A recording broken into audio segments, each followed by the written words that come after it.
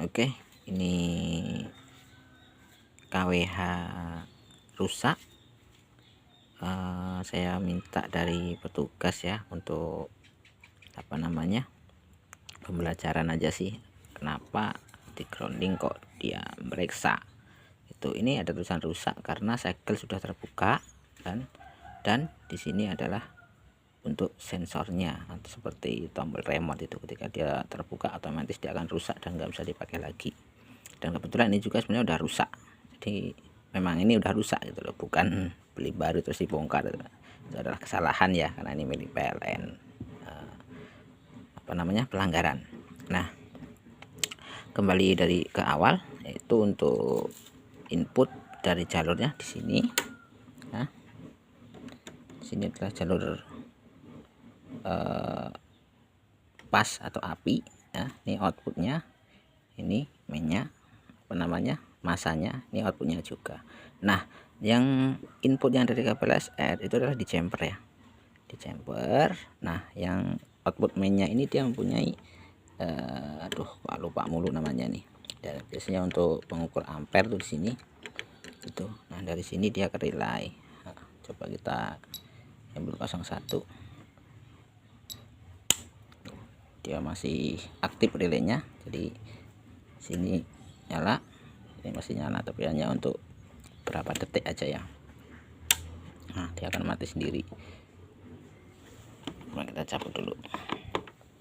Nah, di sini untuk output masanya dia mempunyai ini guys ya. Jadi kemungkinan ketika kita grounding di output ini masuk ke tanah, kemungkinan sistem IC akan membaca ampere lebih atau seperti apalah.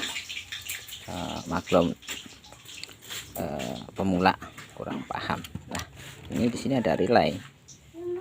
Nah, untuk biasanya untuk pembaca overload juga di sini, ketika daya 900 lebih dari 900, ketika MCB tidak anjlok dia juga akan overload ya.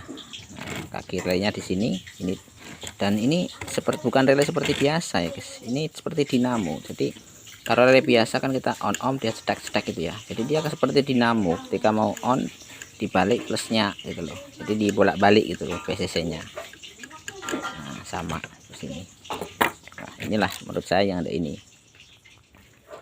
2,5 mA tuh. Nah, yang ini adalah tombol untuk ketika tutup mikanya yang di MCB itu terbuka, dan di sini adalah ketika cover utama ini dibuka, jadi dia akan error atau rusak. Tuh. Ini penyebabnya sebenarnya di sini sih. Ini sebenarnya bukan elko ya, ini ya, ini semacam batu baterai lah anggap. Tuh. Jika ini kemarin sudah basah ya, udah bocor, jadi udah nggak bisa menyimpan 5,5 volt untuk menyuplai IC ketika tidak ada tegangan masuk. Ketika ini rusak, akhirnya ini juga ikut rusak semua kan, itu udah nggak bisa dipakai. Dan kebetulan ini saya minta atau pinjam sebentar untuk edukasi kita semua aja. Nah, ini yang dari masa tadi di jumper, dari kabel SR di jumper, output keluar untuk masanya di sini. Dan beberapa kasus ya di kampung saya itu, entah itu teknisinya yang salah atau pemborong, saya tidak paham juga. Kebanyakan itu di tempat saya ini kebalik, jadi untuk apinya malah di sini guys. Jadi ketika MCB dijelek, di off kan, kita mau dandan karena MCB cuma satu ya, akhirnya nyetrum semua, walaupun dua juga, karena ketika dipotong kan dari sini ya dia masuk ke MCB nih. Nah, jadi api ini masih jalan terus guys di tempat saya. Jadi beberapa kali saya naik tiang listrik untuk membalik fasa ini. Kalau kita cabut ini kan kita harus noken, harus lapor ke petugas untuk meminta kode CT. Jadi untuk ngakalin itu ya ada 3 cara sih. Yang pertama, kita membalik ini di dalam, konsekuensinya kita harus lapor PLN kan.